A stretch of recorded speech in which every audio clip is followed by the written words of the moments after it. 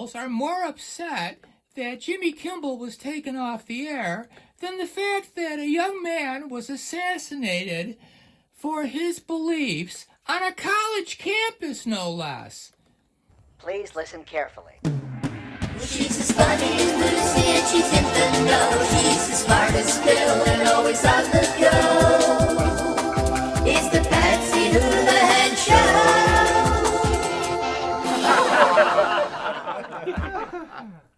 Well, hello, we're back, and hope you've all been having a great summer up until at least a week ago. So many terrible things are happening. Of course, we all know about the assassination of Charlie Kirk, a very nice young man who tried to share goodness into the world.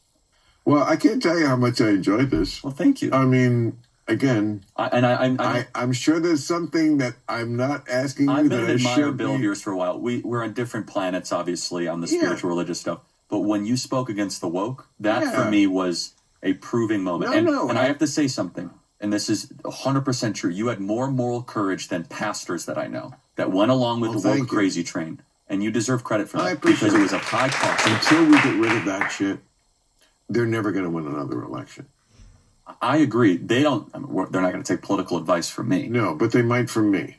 They could. The other thing that happened is Jimmy Kimmel got canned. We had some news over the weekend with the MAGA gang desperately trying to characterize this kid who murdered Charlie Kirk as anything other than one of them and doing everything they can to score political points from it. It wasn't true. It was a lie. I mean, you've all heard the news. You know what's going on. So, there's been reactions. Here's some of the reactions that I've been watching.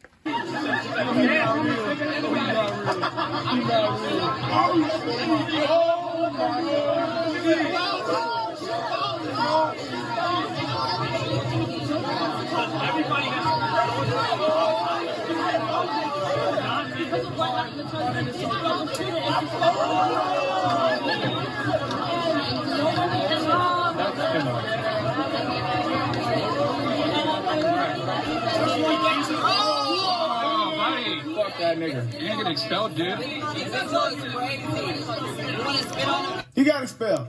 Yeah, he did. I seen him. Yeah, they said the other girl did too, that we did yesterday. Oh, yeah, she Texas did too. Tech. She did too. Yeah, I mean, you can't troll death and expect not be in trouble. It was reversed. If a white person was doing this when, during a BLM situation, they would be like, their life would be probably ruined. But yeah, this is, that's evil. Well, since Charlie Kirk's assassination, there's been a lot of people that have been going online and saying a lot of terrible things about him, and then they're getting fired from their jobs because companies don't want people like that working with them. And, of course, with Jimmy Kimmel getting taken off his show, people are talking about censorship. And I just want to say that back when Roseanne Barr was taken off ABC, nobody on that side really said anything, and she hardly really did anything.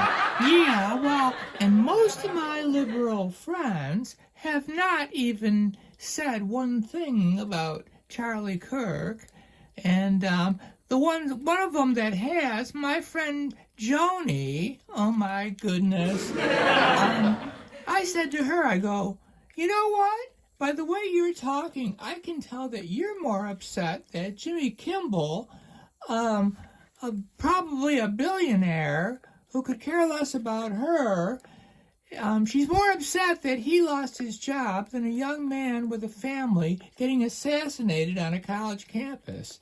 And she said, I don't really care anything about Charlie Kirk. Oh my goodness. Well, Stephen A. had something to say about the whole thing, about how these comedians act on TV. And the response can be, and I'm not going to lay down and take it. I'm not going to stand aside and allow and acquiesce. The other side is move accordingly, sort of under the radar in some way. How are you defining operate accordingly? Because I know from just hearing you and following your whole career, you are somebody who's been unapologetic about speaking your mind, having even unpopular opinions and not pulling any punches. So is this different than that? That's true. Yeah, because I'm fair and balanced. I'm not one-sided, and I'm not directing my eye at one individual consistently since 2015. That's not the kind of behavior I choose to engage in. Even people that I don't like, that I've been on the record stating I don't like, I still remain fair and balanced. When they deserve to be complimented, I say so. I don't avoid complimenting them just because I may not like them. And when they deserve to be criticized, I don't hesitate to do so. And their opponents or people that are on the opposite side of the aisle than other figures, I'll make sure to call them out too, under the same guise. If I agree with them, I'll say so. If I don't agree with them, I'll say so, and I'll say why. You have to remember that with Trump and the government itself, particularly as presently constructed, they're looking and accusing folks of being fair and partial. They're not being fair and balanced. That's the accusation that they're making. If you know that's what his fight is going to be, make sure that you don't hesitate to criticize others on the opposite side just as equally. So when he comes complaining about you, he can't say that you've been biased and discriminate against him and his administration. Make sure you're able to do that, because throughout history, from Johnny Carson to Jay Leno to David Letterman and others, they pulled no punches with anybody. But over the last several years, definitely there has been more cynicism and skepticism thrown in his direction, even when he wasn't the president, when he left office in 2020, as much as it was happening when he was in office for his first term. Fair and balanced is the answer to that question. That's how you ward off some of the arguments that he may try to make on your behalf. Well, I have to tell you, I don't believe in government censorship, but you know what? It's the ABC that canned Jimmy Kimmel. It wasn't anything else. It was all about the money. You know, they don't care about nothing else. But the thing that's got me boggled is that there's more people upset. Well, maybe not more, but the left, the liberals, are more upset that Jimmy Kimmel was taken off the air than the fact that a young man was assassinated for his beliefs on a college campus, no less. Some of those people on the left could care less, and they want more of it. It's crazy. Thought their approval rating was bad before. Just wait till these new polls over the coming weeks come out. And the Democrat Party is going to be faced with two options. Drop the fascist Nazi rhetoric and talk about substance, of which they have none, or continue the Nazi talk and expose that your condolences for Charlie Kirk and calls for political unity were insincere from the beginning. The story begins when a Ukrainian woman was fatally stabbed last month in North Carolina. The suspect is a black man, and Charlie Kirk and Van got into a public sparring match online. Kirk claimed the murder happened because she was white. Van denounced that as completely unfounded. Kirk then sent out what Van calls a fire hose of tweets challenging his argument, which Van says sparked death threats against him. In the midst of all of this, Kirk reached out to Van in a direct message on X. Hey, Van, I mean it. I'd love to have you on my show to have a respectful conversation about crime and race. I would be a gentleman, as I know you would be as well. We can disagree about the issues agreeably. Now, that message was sent on September 9th. Van says he did not see it until the very next day after Kirk was murdered. Van Jones just wrote a piece about this for CNN.com and is here tonight. This is extraordinary. So this was received the day before he was killed. Yeah, look, we were beefing. We were going at it online, on air, and then after he died, after he was murdered, my team called and said, Van, he was trying to reach you, man. What? And what was he doing? Dialogue? Let's be gentlemen together? He says, let's disagree agreeably. So I'm sitting on this, and I'm watching the whole country talk about civil war, censorship, justifying murder, about this guy? This guy is reaching out to his mortal enemy, saying we need to be gentlemen, sit down together, and disagree agreeably. And the next day he's killed. And I've sat on it long enough, and I just said, you know what? We're going to Memorial Weekend for this man. We disagree. Everybody knows we were not friends, okay, at all. But you praise the good when it's time to memorialize somebody. And what he did, and I didn't even know it, was good. He was not for censorship. He was not for civil war. He was not for violence. He was for dialogue, open debate and dialogue, even with me. Even with me. If, would you have gone on his show? Would you have done? Look, I would have probably tried to get him on your show. I mean, I wasn't trying to build this platform, but I would have called him, we would have talked, and we would have started the process of trying to figure this stuff out. And I think what happens is people get so worked up, Anderson, seeing us go at it. They think they're supposed to go out and kill somebody, or go out and talk about civil war, or go out and silence people, or cancel people, or fire people, or censor people. About Charlie Kirk, Mr. Debate, I did not agree with him on literally almost anything. But we were words, not weapons, guys. We were words, not weapons, guys. And we were getting into a position where we could get some real debate going, whether it's going to be on CNN, on his show. That wasn't worked out. But I would have taken him up. I wanted to beat Charlie Kirk in a debate. I didn't want somebody to shoot him. That's how we do it in America. And the idea that now people on both sides are justifying murders and calling for civil wars, we got to calm this down, Anderson. We need to calm this down. We need to lower the temperature.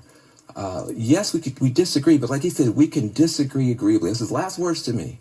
Let's disagree agreeably.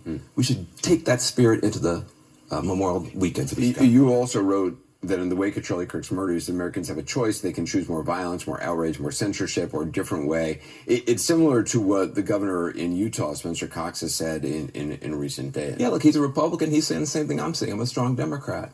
We have a choice now.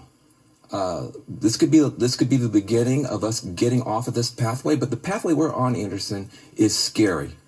It's about more violence. It's about more retribution. It's about more censorship. It's about more of everything that nobody wants.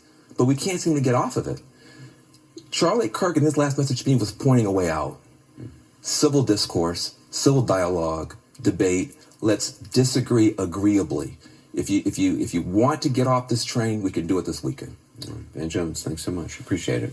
Well, things have gotten pretty heated, and I guess we all need a Jesus moment to calm things down.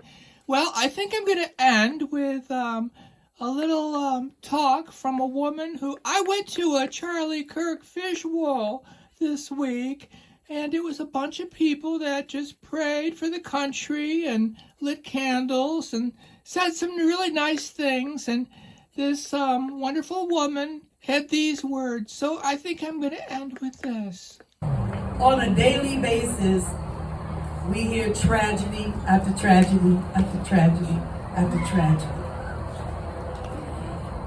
But there was something so profound that moved my spirit when I heard of this young man being killed. And I didn't know him. And in my mind, I'm like, why is this affecting me this way? And then I began to see so many things that people were saying. And then I began to feel like righteous rage, because I'm like, well, how can, I didn't know it. Like, how can people say things like this? For such a tragedy, for something so horrific to happen to a young person, and all of these people that are saying these things. And then what took me into a even more stronger outrage was the fact that when I saw who was saying it, there were people who say they're believers, people who I knew, people who say they're children of God, and I can't understand how I can feel this profound sorrow for someone I didn't know. And then even if he were the worst person in the world, how can you have the love of God on the inside and feel and say such things? It lit a fire. A fire has been lit. As sad as it was for this young man to lose his life, God has his hand in it. Church, he's calling us together. He's calling us to see past the gross deception that the enemy has placed that divides the church of the living God.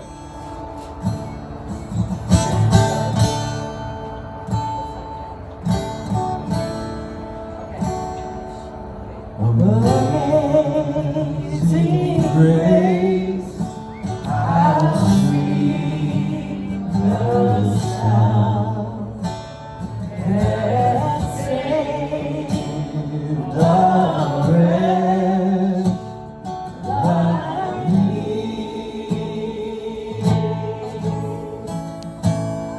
I